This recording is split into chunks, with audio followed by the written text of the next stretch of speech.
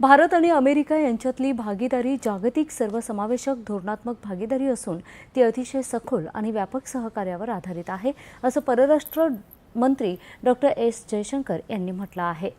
अमेरिकेचे परराष्ट्र मंत्री मार्को रुबियो यांच्याशी त्यांची आज नवी दिल्लीतील हैदराबाद हाऊस इथं द्विपक्षीय बैठक झाली. या बैठकीत जयशंकर बोलत होते.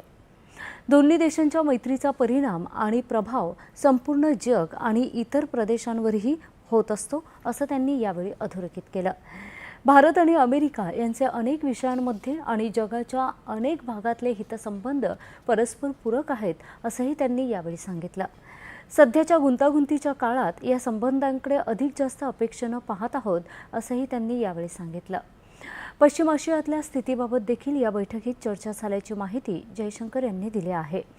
दोन्ही नेत्यांनी प्रादेशिक आणि जागतिक शांतता आणि सुरक्षेशी संबंधित मुद्द्यांसह विविध विषयांवर चर्चा केली.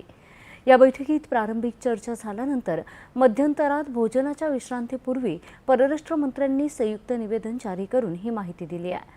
भोजनानंतर पुन्हा एकदा दोन्ही परराष्ट्र मंत्र्यांमध्ये चर्चा पुढे सुरू राहणार आहे.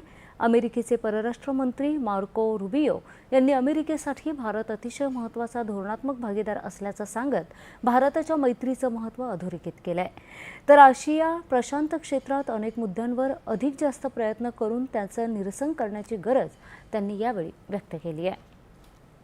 परराष्ट्र मंत्री रुबियो 26 मे रोजी होणाऱ्या क्वाड या परराष्ट्र मंत्र्यांच्या बैठकीत सहभागी होण्यासाठी 4 दिवसांच्या भारत दौऱ्यावर आहेत.